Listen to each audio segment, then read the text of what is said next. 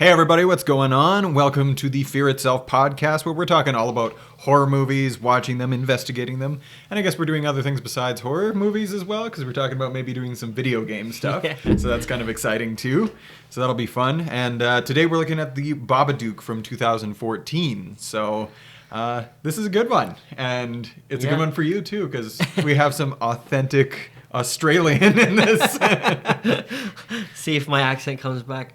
Yeah, you gotta lean into it. Because you got the Sydney accent. Do you know where she's from? I don't know where she's from, no. Because the movie's set in Adelaide. In Adelaide, is that an actual place? It's the capital city of South Australia. And we're going to learn how ignorant I am about Australia today. Well, so it was a good movie, and you watched this one recently. I've seen this at least 6 times by this point, because it's the first time I watched this, I watched it back to back. So I watched it all the way through, and I was like, that was really good. Can we watch it again? Because I watched it with Mandy. Oh, right. So when was this? This is about two years ago when I watched it for the first time. Because she watched it and she's like, oh, it scared the shit out of me. And I was like, oh, this might be good. And I was really impressed. You know, like right from the get-go, you're like, oh, this is going to be this kind of film. Yeah, I'm surprised I didn't watch it earlier as well. I always heard it was good, but I have a thing when people sometimes say it's good, and I just, no. I don't need to see it. I'll be the judge of that. That's the problem, too. It's like you need a movie person in your life who you can trust. Yeah. For me, that's Mandy. Right. It's she does have good taste. She does. It's like every time she's like, this horror movie's good, I'm like, it's probably really good. Has Mandy done a podcast yet? No, we were going to do She'll be on at some point. Oh, likely. Yeah, 100%. Yeah. Well, we wanted to do The Conjuring, but she was doing exams, right. So, and then I think we were going to do The Conjuring, but there's so many movies in that series. It's, every time you pick like a movie to do, you're like, oh, I got to watch all of the 9 surrounding it. And The Nun and Annabelle. Well, even like this week, what we were going to do initially was Evil Dead, because we watched the remake. Yeah. But then, of course, you got to go back and watch the old ones. So I watched, which I haven't seen in a while, but you did watch it. I watched the original this morning, actually. Right. Yeah. So I woke up, but then I had to adult. Well, it's great. And again, like, I know we're talking about the Babadook, but Evil Dead, break for a second. 2 of the most gory movies, but 2 of the most well done, like, gore fest. And I forgot that the original is more of a horror movie and less of like kind of like, well, I expected it to be kind of zany and silly because the other ones are. Yeah. So like I kind of expected that, but no, it was more serious, really good too, and like holds up extremely well. Because like you watch those movies when you're like, I think I watched it when I was like 14 or something, and so. You know, it's not like now where like you get a lot of stuff like the Babadook, where you get things like Hereditary, or you get things like Midsommar. I'm just naming all the things Ari Aster did, but it's like you get like this, or even like the remake of Suspiria, where it's like you get like this. It's so much more cinematic. Like there's so much more put into the actual filmmaking of it, versus like the original ones. It's like plot. It's like we got a cabin in the woods, some deadites. What are we gonna do with this? Right. And some really talented makeup artists. Right. Yeah. But this one was primarily it revolves around the concept of grief, and it's pretty clear at the like. Yeah. You catch on pretty quick, right? Yeah, it's not. I want to say like it is a somewhat more subtle metaphor, I think, in some ways. Not so much like it doesn't. I don't want to say it like hammers it in too much. No, but I think it's really well done. But you get it because like obviously it starts off with the car crash and her husband dies and she's left with her son, but just the fact that it's always there and it affects all her relationships. Yeah. Right. Yeah. And she looks depressed. Yeah. She looks like, again, like I always come back to like Winona Ryder's performance in Stranger Things, where it's like she's just like overwhelmed. Yeah. And just. And then the deterioration is occurring. She's got a really good poker face for the most part. She's just like playing it straight for the most part. It's like, I'm fine. My life is total garbage right now, but I'm fine. And the music adds to it too. It's it's very subtle and kind of like gloomy and so we have Essie Davis being the main in this, and notably a female director, Jennifer Kent. So. Not very common to even have a female director, but even less common, I think, in horror movies. Female in horror, yeah. I mean, you have, I think, Slumber Party Massacre. What is it? I've not seen that. Yeah, so like they have Slumber Party. Yeah.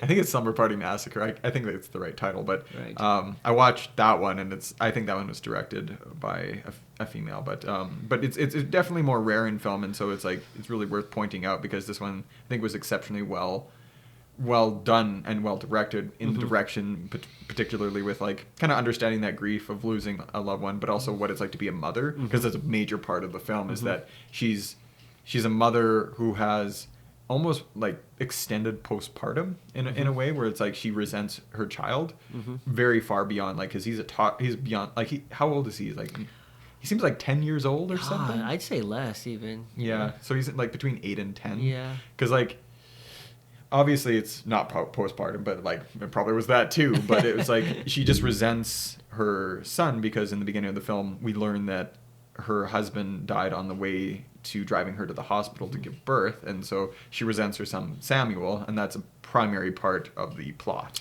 And exactly, and then you think about it too, like, because he's a handful, like you see it, he's always whining and screaming about his imaginary this and that, and which you find out that it's all true. It's the Babadook. But then you think maybe he's that way because of the way she resents him. And that's kind of like how it's manifested. Right? Well, and I think that's like we were commenting earlier when we were just looking up the IMDb so that we can actually talk about things and remember what happened, because we've definitely failed in the past. Like, what are the names again? We just watched this. There's like the one notable podcast where we forgot every single name ever. It's like now we have notepads and less beer. Yes, but it's like we had a bit of beer that night. Yeah. German beer. Yeah. But I think why a lot of people dislike this film, and like I understand why they disliked it, and it's mostly because of the kid, where he's annoying. But like you pointed out, it's because he's supposed to be that way, because he's supposed to be grating on her. Yeah. And so like the performance and like the response makes a lot of sense because it's like. And he does a great job at, like, oh yeah, you don't like him, you know? I kind of like him. Well, he's inventive. Exactly. Which will. Okay, sure. Okay, let's talk about his weapons. They're fucking advanced. I know. Like, what? That kid thought out, like, the lever, and it's not just, like, a lever, but it's, like, strong. Yeah, he made, like, with a cricket ball. Like, have you ever held a cricket ball? It is solid. No, I'm Canadian. we make hockey puck catapults. Yeah, he had, like, a full, like, backpack catapult. Yeah, and, like, he had a crossbow with a dart. Which he brought it to school. Like, what a champion. Is that what you were doing? Sort of. What were you bringing to school? Just metal poles. Trolley poles from Bilo carts. You just knock them out, you know, the handles. And you got I think you could make a pretty good weapon in Canada with, like, pucks. Yeah. It'd probably be, like, more efficient, because you could like make like a disc shooting thing. Like a potato cannon but with pucks. Oh god. It's a good thing we're not kids anymore. But it's like he's good because Samuel the kid is like he's genuinely annoying, but he's also like really tries to get affection out of Essie Davis's character is named Amelia, and so it's interesting to watch them interact with each other because he does try. It's like he's always trying to reach her, and he's always trying to get her attention. That's just how he's doing it, and you know, and he recognizes that he annoys her, and he's always like, "I'm sorry, Mama," or "Mom." And then, you know, there's scenes where he's like caressing her hair and face. Like there's love there, right? Yeah, like and she's always sticking up for him when Yes. he's getting into trouble at school or with his cousin or with his aunt. Yeah, I think like it's not quite like a full repulsion of him. It's like at times she really loves him and cares for him, and then at other times she's almost like she really wants to push him away. And like we say, like the central conceit of the film is grief, and it's because she lost her husband, and like she's connected the two of them together so much, especially because he embodies a lot of the same things that her husband had. So like Samuel is like fascinated with magic, so he's always watching these like magic shows, and which is excellent too. It plays really well into the monster. And her husband, I wasn't quite clear on exactly what he did as a profession. I think he was a violinist, like a musician. Yeah. So like but like they had his clothes and stuff downstairs. So if I'm correct, he was either a musician or something resembling a musician, some type of performer. But I think he was a violinist for some reason. Right. I remember violins, but like they're kind of connected because like they have that formal sort of dress wear. And well, you almost see the clothes at one point. I don't know if it's real, if what she saw is real, but it's like almost like the Babadook's clothes. Yeah. So maybe it was opera, you know, and well, I think there's like the connection is like the son is all into magic, and then the husband was also some sort of performer, and so like the monster is like this kind of bastardization of a cross between the two. And then she never really catches on. No. Because of the magic, it's like, oh, it's just. Yeah, and You know, you're like- left wondering at the end of the film and the whole time whether the monster is actually real, Absolutely. and that's where whether works it is just grief and it's all in her head. And... Yeah, and it like why this movie works so well as like a metaphor for grief is the pushing away and the isolation that's experienced throughout the film. So at a birthday party with her sister Claire, they like. You can tell that the other parents find something odd about Amelia, and that because she's experienced this, she's a mess a lot of the time, and so like she's just kind of getting through things. And of course she's at this birthday party with all like the mom brigade who are just like, oh, I don't ever want to be in a room with you people. All talking about their yoga. It's like, oh, I've lost time to do yoga. And she's like, oh, that's your biggest issue, is it? Yeah. How are things going for you, Claire? Yeah. And she's just like, hair is everywhere. It's Yeah. like, things are good. But they do a And good she job blows with up that. at them at one point. too, Yeah. Well, it's like, because she's got real problems. Yeah. And, you know, like she doesn't fit in with that crowd at that time. So, And she's not only isolating herself from they're kind of pushing her away too. yeah, it's definitely a mutual pushing away. And then they also resent Samuel quite strongly too, because he acts out, and they resent Samuel, but it's also because they resent her parenting and her presence at those events, because they don't want something that's abnormal around them. And I think that's a pretty accurate depiction of grief, because when somebody's going through things like depression or grief or loss, it's like the response is that most people don't really know what to do with that. And so it's challenging to interact with them, because like people are good at avoiding talking about things, and especially in this case, nobody's like really able to help her that's close to her. In the scene where she goes to the birthday party, I think it's Ruby's birthday party, Claire's daughter, and Samuel pushes her out of a treehouse and she breaks her nose. Yeah, but that's because she's said, you know, you're weird because you don't have a dad. Yeah. Like, You deserve to get pushed how he's out of there. supposed to react. And I think even either before or after that, you know, they're trying to put him into like a special class. Yeah. You know, like it's these issues that you just kind of want to like put into a box to the side where and not really deal with the root problem. Exactly. So that whole part is really well done, and that's where I find it really works quite well as a film. And I got to just mention too, the shots in this film are unreal. Yeah. Like they're so good. Yeah. From the start to the end, it's like the initial shot of her just falling into her bed is great. And I don't know if you picked up on this, but like there's a lot of like the eyes of the Babadook. It's like there's a lot of objects in the house that resemble sort of the face of the Babadook. It's like always seems to be somewhat present. And so like she's floating down to this bed, but there's like the two lamps on either side that kind of look like the face of the Babadook. Or the closet, it's got like the really large knobs on it. Creepy old house. It reminded me of the Conjuring house. It's quite creepy. Right. Everything creaks.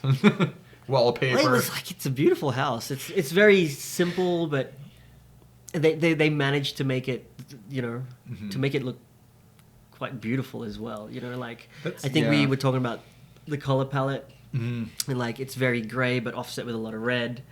Yeah, the color they really do a lot with. Everyone's always wearing black except for her. She sometimes wears white. Yeah, because she's also notably she works at an old folks home. Which there's a couple really funny scenes where they're like when she's like calling out the numbers and stuff, and then but she's like, I can't remember what she says in it, but she's like making fun of them because none of them can hear her, and then like somebody catches her and she's just like, So yeah, with the clothes, I noticed everyone's dressed for a funeral. That's super interesting. Everyone's dressed kind of like. I wonder black, if that's her imagination. Then, business too. casual, almost. You know, no, maybe not. Yeah. Yeah, that's interesting. I need to. There's just a lot of visual stuff in this movie that is really cool. Like I really like the house design, yeah, just what they're wearing, and then he almost looks like a little man sometimes too, like Samuel does, because he's like dressed up either as a magician, so he's kind of got these overgrown clothes on, or like he's going to school, so he's kind of got his little suit on, or the birthday party. Right. He looks like this kind of miniature man. Right. So like I think she sees that and sees the resemblance to like her husband. So, and he's smart too. He's not dumb. No, he's really smart. Right. Which is why I think he's frustrated, because it's like it's frustrating. Like you feel his frustration because like he's like, you know, he's actually articulating well at times, and but no one believes him, and and he's got some solutions too, right? Yeah, he's definitely which in the end work. Yeah, especially his like weapons and that sort of a thing. That definitely works out for him. Yeah. So as the movie progresses, really, it's like sort of a descent into madness, or a descent further into despair for her, because which always works. It does. We're never it's like so good. You know what I mean? Like Hereditary and I think we just love Ari Aster. Well, you know, they're also like recent movies that have been done well. And I think like it's the same kind of like it picks kind of a topic, like with Midsummer you have that concept of breakup or like abandonment, and also grief as well, and overcoming that. And Hereditary is definitely grief. Yeah, that's just a and big these relationships, I always find it's more effective when it's like a fraught relationship. Yeah, and it's like you just relate to the characters. It humanizes them. Yeah. And it humanizes them in this horror movie, you know what I mean? Well, I think that's like the point of horror movies, right? Is for you to like experience like these dark emotions and watch somebody as they handle them or don't handle them. Yeah. And often it's horror that deals with these emotions best, or these darker themes best. Yeah, because it can go really far to the bottom, and especially in this case, like I think they really channel the effects of grief, because it's like it's her almost putting it off or not dealing with it, but it's also that it's just so overwhelming that she can't deal with it.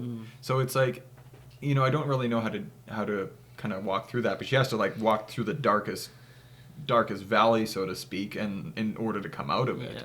And of course the whole time she's having to deal with the pressures of being a mother. Like it's not like her life stops. No. And it's like people reach out to her, like she has a really helpful coworker who's really nice, and the old lady neighbor. And the old lady. But it's like even with them, it's like she's not able to deal with herself well enough to really accept their help, or like accept it well, because like she pushes even them away and lashes out at them. So it's like it's a really interesting thing, because it gets the emotion right, and it gets the whole it just gets the whole concept quite well with the grief and how they handle it. And then we haven't even talked about the book yet. No, great book.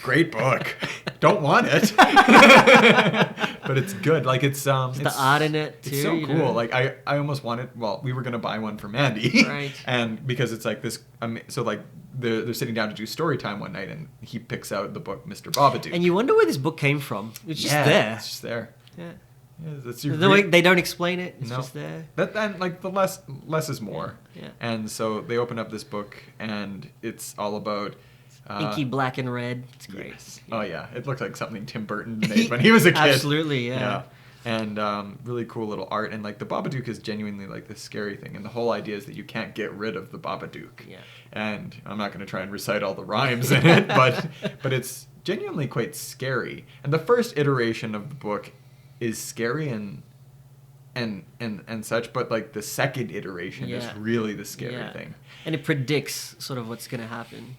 And so she changes, and she kind of treats it as if it were like an actual object. So like you're led to believe that the monster's real, and you know it's a horror movie, so you treat it as if it were real, and not just like a figment of her imagination. But everybody around her treats her as if she's crazy. So she goes to the police to ask for help, because she feels like she's being harassed by this book, because she burns it and barbecues it and tears a book.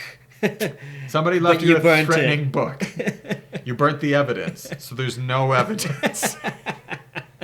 Now I think this is my favorite shot in the movie, when she's at the police station, because one of the hardest things to do in a horror movie is to scare you in broad daylight. Right. And where there's the coat. No, like the coat in the background, where it's just like, because the monster itself is like this elongated fingers with the top hat and a trench coat, and in the background like there's this shot of the Babadook. Yeah. And before that, there's been some scares as well because like she in imagines things and it's on a roof or it's in her neighbor's window. Or yeah, like in and again, really well done with the monster too because they shot it, I believe, in stop motion. Yeah. I don't think there's CGI in the movie. Slightly, I think at the end when they slice the husband's head in half and stuff, but it's very, very minimal. Not with the monster so much though. Like the monster is primarily done with costume and stop motion. And you rarely see it. Mm-hmm. That's always it's like a glimpse of its finger, and it's kind of just shadow skittering around. Yeah. And so, like, I really like the second iteration of the book because it starts to show her doing unspeakable acts of violence. So it's like her killing the dog, killing Samuel, and killing herself. Mm-hmm. And so I just think about the guy who had to make the book. It's like, is the Babadook just in the corner somewhere, just like gluing things together? Like, oh, this will get her. Because it's a pretty complex little pop-up book. And like, there's some really great scenes that like, it's like, it also foreshadows what's going to take place. Yeah. But I think for me, the scariest like part of the little book is like, where it's like, I don't know, it's like... it opens up and he's kind of like over... It's almost like a bird. Yeah, and it's over her or Sam or I think it's her and the dog or something like that. Yeah. Because it's like... it just like becomes all enveloping over them. Exactly. Once you let it in, then it doesn't... It doesn't let go. Doesn't let go. Yeah, and like on the way back from the police station, it hops on top of her car and starts harassing them. But again, like... She crashes into someone. Yeah, and like again, it's just like she's so poor and her car's so beat up, and he was driving like a Mercedes or something. But it's really interesting because, it's just the monster itself. Like I think the strength of it, any monster, is not showing too much of it, and the monster seems to kind of change forms a little bit too. Like it has its basic shape, but you just never quite see it because it's kind of like. It's almost like an oil slick sometimes. Yeah. Or sometimes it's a shadow or just like tentacles around like fading away into a closet. Or, you know and I think that's another strength of it. Or it's like on the TV. She's just like replacing certain images because like her son Samuel's always watching the shows about the magicians and the tutorials, the pre-YouTube tutorials. Pop in the VHS and learn some magic tricks. But there's like late night infomercials and stuff. That would make you go insane. Yeah. Slap chop. I did buy a magic bullet, and I was pretty good. I was favorably impressed. I made 10-second salsa. Did you have ever ShamWow? No. Did it work? I don't know. Oh. I think the magic bullet. I also think I had the Miracle Blade Perfection series knife. Also worked very well. Right. I think my mom stole it from me. I moved back in with her a little bit, and then I think she's got my Miracle Blade Perfection series one where like they're sawing through cement and stuff. Anyways. But it's like it's interesting because she's like replacing the monster with the things she's seeing in real life. So she sees it over in the old woman's house. Mm-hmm. She sees it on the TV. Mm-hmm. So like as she's descending into madness essentially and giving into the grief, it's like she's starting to see it everywhere, and she's becoming more and more shut in.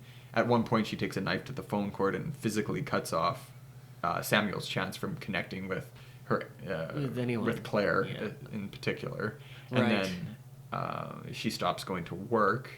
And he's gonna change school because she sees the bugs in the wall, and they're gonna they came to inspect the house and stuff like that. Yeah, and then that affects everything, right? Yeah, because she's also she's oddly still afraid of losing Samuel as well because it's like her last sort of connection or her last little light in her life. But it's also like she wants to hurt him in another way because she connects him so strongly to that grief. And I think they're almost... Well, I think at that point, like, it's in her too, like... Right. So it, like, it gets a little more extreme. Yeah, the more she lets it in, like, it's really good slow burn, and then it just falls off the cliff. And I think, because, like, when they come in over to inspect her, like, because she found glass in soup, which she suspects Samuel of doing, but he blames the Babadook. Gotta blame that Babadook. He is doing some shit. Yeah, she doesn't believe it until the very end as well. You know? Yeah, because like she's just calling it a figment of his imagination, and essentially, like I think she drugs him. Yeah, she sedates him, and then sedates herself and him. Yeah. Well, and like it's interesting because like I think the point they're making there is that grief is affecting both of them in different ways. Like he's never had a father, and so he's feeling the effects of that. So he's like, and children seem to be more in tune with the supernatural, or like they're affected by nightmares, especially at that age. I don't know about you, but like there's certain periods of people's lives where they have like more nightmares, and especially as a younger kid, when you're more defenseless, but more also becoming more aware, I think you tend to have more nightmares. Right. Yeah. For me, like, God, like nightmares at that age, it would have been like child's play, like, because like I was terrified of dolls, and like why I like horror movies is, like we said, is just, you know, you get a feeling out of that. There's a huge, very extreme, usually negative, it's more emotion, visceral, and you work through that, and that's, you know, like some movies have more catharsis like this one in the end than others do, but yeah, it's an interesting exploration in that way. But I think for them, they're tied together by that grief, but they experience it in different ways, and for her it makes her more act out extremely, whereas he's like kind of seeking her love because he hasn't had that parental love, because she never really exhibits. She can't give it warmth. properly. Yeah. No, so he's like always seeking that, but she's almost seeking to push away or destroy him, because like she resents him, but she also resents him because of what she loves lost. Him. Yeah, it's weird. It's so complicated. Yeah, so like you have these conflicting emotions, but again, it's done so well, and it's like it's that which is unspeakable in a way, where it's like it's showing you, because you can't quite describe what that emotion is. There's like no good word for it. So I think that's why it's an exceptional movie. Like I don't think it's just a good movie. I think it's exceptional because it really shows through the screenplay exactly what they were trying to achieve. And again, it's hard to talk about because it's so convoluted. Right. The monster grows and grows in power until it gets inside of her and essentially possesses her too. And that's like the height of her grief. So at that point, I think one of the good runners in the movie is like it touches on like the Three Little Pigs story, because she was reading earlier like the books to him when he's going to sleep, and like they kind of do the big bad wolf and the Three Little Pigs, and so when the monster envelops her, it's a good callback to that, because she's like the big bad wolf trying to come in through the door, and this is when things just go off the rails, because she gets possessed by the Babadook. It goes fully inside of her, and then she comes after Samuel, and at this point kills the dog, and the dog always dies. Like, is there ever a movie where the dog lives in a horror movie? It's just like, it's usually the first to go. Yeah, I think the dog's the first kill of the movie. What's the dog's name? Or the in this cat. one? I don't remember. It's sad. It's so funny. Our neighbor just down the way, they have a dog named Crumbs. I think that's like the best name for a dog ever. Crumbs. Anyways. Yeah, it's just really interesting because at that point, like Samuel's like basically he's like trying to calm her down. Yeah, and he's like, he's always, and she chases him, and he's also the one that kind of pulls her out of it. Yeah, because like this is when his weaponry comes in handy. Yeah. He like launches everything at her. The backpack trebuchet. It's a catapult even. Yeah, it's a catapult. It's not a trebuchet. Yeah. Trebucket? Learn yourself some English, sir. Is it English or French? I don't know. Huh? Stop pointing French, my... French-speaking man. Anyways, let's not look into my knowledge. No, it's really interesting because, so she comes after him and like but he's like, he knows that the Babadook's got her. Yeah. And so like he's very aware. I think he's very aware of her emotions. Like kids tend to be really aware of their parents' emotions anyways. But he's kind of like this little man-child kind of a thing. So it's kind of interesting that he's still very in tune with his mom's emotions, and he's kind of like watching for this because he's almost like expecting it to happen, like his preparation. Because he's been dealing with it. Yeah. Alone. Yeah, exactly. And then once it comes into the world, like... And he's telling her, don't, you know... Yeah, don't let it in. Don't let it in. Yeah. And then when she does let it in and it fully engulfs her, that's when she becomes like the big bad wolf, and like she's like genuinely just like banging on the doors. Like there's the one scene where she like grabs above the door frame and just like starts kicking it in. It's and again very reminiscent of like well, not reminiscent, it calls forward to Hereditary when she's like banging her head on like the attic door and stuff. So it's good body acting, but like it's just genuinely quite terrifying. But it's like you can see, and it's not far off too. Like if you're that grief-stricken, and you just become manic. Yeah, exactly. Like people, like that could happen. It's without very, a monster. Very animalistic, where it's just like all of this rage and grief coming out at the same time. But then he's able to kind of save her from it, which is why I like movies with some catharsis in them, where it actually works through an idea to the end of it. And in this case, the whole idea of grief, it's like the discussion of grief in this is that it's something that can be worked through, not something that like it completely envelops you and can throw your life. But like her one last kind of connection to the real world, which was her son, I like the way that they resolved that in that way, because she's able to kind of accept her grief, but then... And it doesn't go away. Like, no. She doesn't defeat it. No. She just manages it. Yeah, because what Samuel does is basically attacks her with all of these weapons and lures her into the cellar. So they go into the cellar, and that's where all of the husband's clothing and artifacts are. And so this is where I'm not quite sure what he did for a living, but I think it was... I'm going to go with violinist. We'll check later. But it's interesting because she never wants to go in the cellar. She keeps it locked. She keeps everything basically compartmentalized in the basement. And then Samuel has to basically lure her down there and then see what's there. And this is where she revisits all of her pain from the past. So this is where she has to relive seeing him die, because I think there's not just grief but trauma there too, that she hasn't really gone back and relived, so to speak. Because like I think a lot of the times people repress trauma, and this movie is a lot about repression of trauma as well. And so it's a difficult topic, but it's interesting that she goes back and she like experiences in full the death of her husband, right? And so I think that's part of the reason she's able to move through it, but it's also the tether of Samuel that helps her work through it as well. Because like she's able to finally separate Samuel and her husband rather than connecting the two. Right. Because like I think she's just always conflicted between blaming him and also between, what would you say? I don't know how to finish that sentence. Blaming him and loving him. Yeah, there you go. Yeah. and so and it's hard to do both. Yeah. And so like I think she finally turns the corner anyways into loving Samuel. Yeah. But so they sort of defeat the monster, but not really. No. So the idea is at bay, keeping it at bay. And it's interesting. So like they kind of push the monster back into the dark depths of the cellar, and in doing so, but still interacting with it, because she confronts it, I guess daily, because she feeds it worms that they find by planting a garden. So there's this like.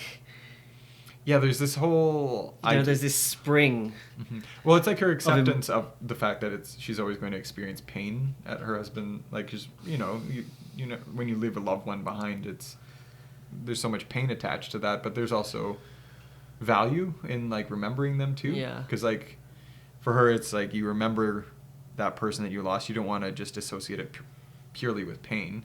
And I think her son allows her to like experience the positive love that's remaining. Exactly. By the end of it, instead of seeing him as a reminder of his death, I guess she sees him as a reminder of his life. Yeah, exactly. And like and then again with the flowers. Yeah. You know what I mean?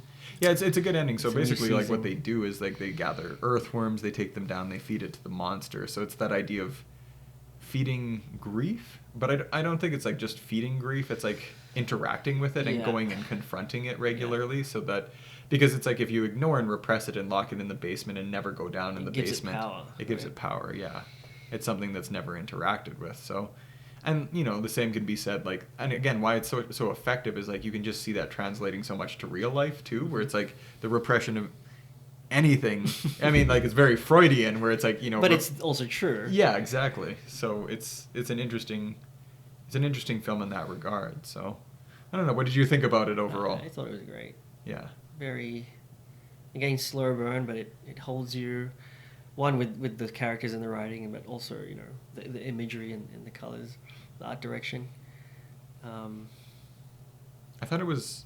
What do you see like lots of differences between like American filmmaking and like other countries? Because like I find a lot of horror is made in Australia. I think because with a smaller budget, you do have a lot of creative people there. But with the smaller budget, and with smaller budgets, you have to be a little more creative. Mm-hmm. And with horror, there's no rules, Yeah. right? So you can do whatever you want, and like you can achieve that by thinking outside of the box. And often when you do that, you don't need to spend as much money on CGI and like, make it all Hollywood and all that. Although there is a place for those types of movies. Mm-hmm. Avengers. and then you rely on the writing and the actors. Yeah, right? yeah. And she's exceptionally good in this. And I think the kid is too. I think it's a good kid actor. Yeah. I understand why he might have annoyed some people. I mean, he's annoying, but he's meant to be annoying. Yeah. So like, which is so then why, he's a good actor. Exactly. You might think he's annoying, but like if he achieves what he was written to do, you know what I mean? It's like how you can appreciate a good villain, like when you hate them, then Yeah, it's the worst is having a boring villain. Then they, it's. I think that's and people might hate the character, but you can't hate the actor for doing it. No, you know what I mean? Like, so I think people hated the character.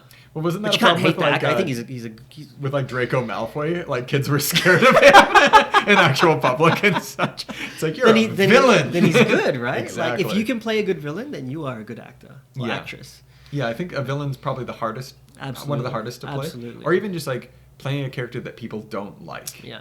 Because you really have to get inside their heads. Exactly. So they also have to be written well. Yeah, and I think he's actually a good kid actor, and he really plays the part well. And like I think I found him more likable, I think, than a lot of people did. But maybe that's because I made weird things. I don't know about likable. Is the world likable? You can definitely relate to him. I can. Yeah. You know. Destructive child. What like, you never did bicycle jousting. He's misunderstood, like yeah. I mean, I never made a dart. All his actions aren't for nothing. No. He just doesn't know how to do it because he's a kid. Yeah. He doesn't know how to get people's attention. He doesn't know how to make people understand because he hasn't learned their skills. Yeah. And I think it's like really one of the more beautiful parts about it is that he still like loves his mom despite the and you feel that too as much as you feel the frustration and the grief. You do feel the love. Yeah, it's all balanced. Yeah, that's a good way to put it. It's a really well balanced film between all of the emotions in it. Well, how would you rate it? It's a hard one. What we do out of 7. We're doing out of 7 because and no halves. No halvesies. I'm gonna go with 6. Is it a 7? Man, it's damn close if it's not. Yeah. I would say... But I don't think you can go lower than a 6. No. I mean, you can. It's either a 6. No lower than a 5. I wouldn't say 5. I would say 6. It was such a strong, unique movie. Yeah. And I think the monster design related so well to the concept of the film. What would have made it a 7? Because then it's hard to say. If we can't think of it, then is it a 7? I think it's just... That's actually a good point. I think it was just such a well-made film, so well acted. I think, like, is it an instant classic? It's definitely, like, a marker in the modern genre of film. Mm-hmm. Like, I think recent horror is in a tier of its own because it's both cinematic. They took care with the color grade. Everything was intentionally shot. The monster related to the concepts. And they tend to pick better actors now, too. Yes, yeah. She's exceptional, and she's not in that many other things either. Like she's a theater actress, I think, primarily. And she's in one episode of the Game of Thrones. So, like, she's clearly talented, and I like that about horror, too, where you can really pick... Like, a lot of people have their beginnings in horror movies, and, like, that's where you kind of... A lot of people have the idea that it's a throwaway genre, and I don't like that, because it's not. It's a genre that I would say... It's my favorite genre, obviously. I think it also has the greatest potential, too. Yeah, I think between it and perhaps drama, then... And even like a horror... This is like drama mixed with horror, so... Horror is drama, though. It is, You know what I mean? It's drama to the extreme. Yes. It's extreme drama.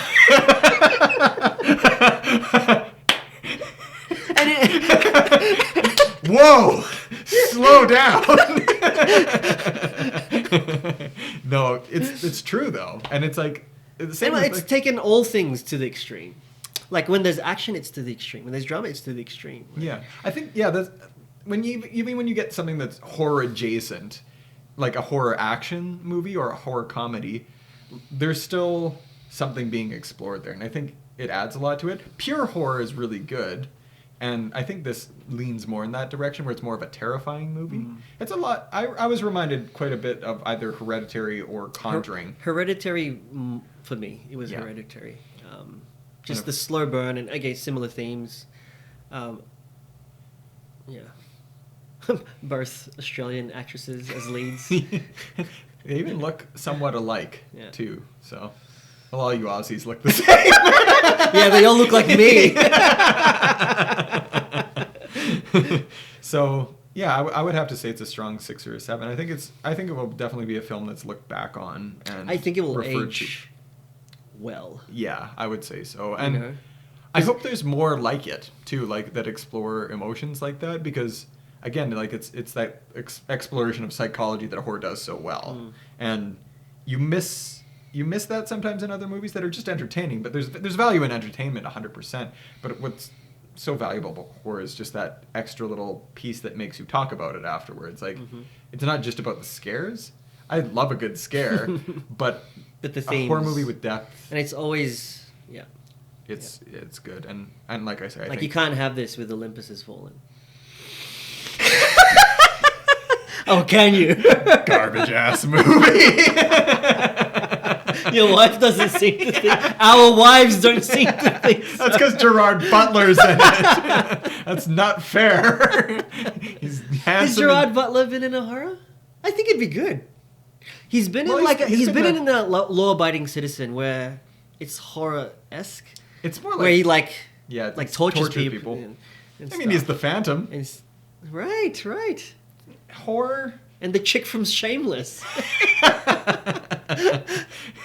And King Leonidas, who's Scottish for some reason again. God. He's just so Scottish. He got a lot of oomph when he speaks with that accent, He'd make a good rousing speech. Yeah. He would have been really good in Braveheart. Yeah, I was just gonna say. What? Well, Mel Gibson, that's a long-ass movie. I thought it was a good movie. Yeah. Had its flaws, but it was good. Yeah. Definitely the first 2 acts are great. Then I was like, this is 2.5 hours long. The one I wish I would have watched when I was younger. I think anything to add on this movie? I think it's a very complete movie. Very, yeah. Very well executed. I think if I'm going to criticize one thing, because I will criticize a couple things, is there's some continuity errors in it. Like when he's climbing up on the monkey bars to show him, remember when he's standing on top of the swing set, they reuse the same clip to show so there's maybe some budget issues and such, but it's a movie. Realistically, there's no movie that's not gonna have. I can't wait till I try and shoot something. Everybody's gonna be it's gonna be a cup of coffee that's gonna be here, and then it's gonna be over here and stuff. The mole's just moving. Who was the director of photography? It wasn't me. So overall, really good movie. Definitely, I would advise people to check this one out if you haven't already. I think it's going to be one that's looked back on very, very well, and it stands out as being exceptional within the genre. Mm-hmm. And I would love to see more movies delve into this sort of thing where they kind of pick an emotion and build a movie around that. It'd be cool to see something done in the same vein with something like anger or exactly anger, envy, and they do. Perhaps wrath. Gluttony would be good. Well, they kind of would you call 7 horror? That's horror adjacent. Horror adjacent, and I think it's in the same category as Silence of the Lambs. Right. It's kind of at one time it was definitely a horror movie, and then all this true crime came out, and it's is it horror anymore? Well, especially Gluttony, where you kind of see him, and it's kind of grotesque and horrific. Yeah. There's definitely an element of horror to it. Yeah. But I mean, it's nothing... And the way it was... Nothing like Evil Dead. Evil Dead is pure horror. Horror gore. Wow. Well, we hope everybody else is doing really well with their horror watching. We've been running through all of the classics recently. We might come back to a bunch as well. I think we want to do Evil Dead. Yeah. I'd like to do that, but we want to rewatch all of the other ones because The problem with a lot of the old ones is we watched them all when we were younger. Yeah. Which ones did you watch this week? Or this past week? So many. I watched Friday the 13th, Halloween, 30 Days of Night, The Babadook. I don't know if Life is horror. Sort of. Yeah, it's a month. Yeah, I would say it is. It's kind of like Alien. Sci-fi horror. I think I'm missing a couple. I watched the Texas Chainsaw Massacre. I think we both watched The Thing. The Thing, I watched the original and the prequel. Yeah. Prequel remake. So we've been using our time wisely. Just watching a lot of horror. That's good. 30 Days of Night. Yeah. It's good watching. I think, yeah, there's a lot there. And, you know, it's always fun to come back to the originals because it's been a long time since I watched Halloween. It's been a long time since... I don't know if I ever watched the original Friday the 13th. When I watched it, I didn't remember any of it. I definitely did. I was young. Yeah. I had a lot of older cousins, which is why I was able to, they'd let me watch it with them and stuff. Well, it was funny because, like, my sister loved horror so much, which is why I love horror, too, now. But, like, I was so much easier to scare. So it was, like, fun to watch stuff. But she was really into J-horror and kind of the spookier films as opposed to the gorier films. Right. So we watched a lot of, like, the ones that would kind of... Supernatural stuff. Yeah, they'd kind of get into your head. So I watched things like The Grudge, Ring, and... Right. I plan to watch them, those two, actually. Yeah. We'll have to do a J-horror week. Sure. Or month. Whatever we're doing. Well, anyways, thanks everybody for listening. We had a lot of fun doing this one. Check out the Babadook. It's really good if you haven't already. And stay classy or something. You have nothing to fear but fear itself. I'm Oliver, and this is Peter. Have a good week, everybody. Bye.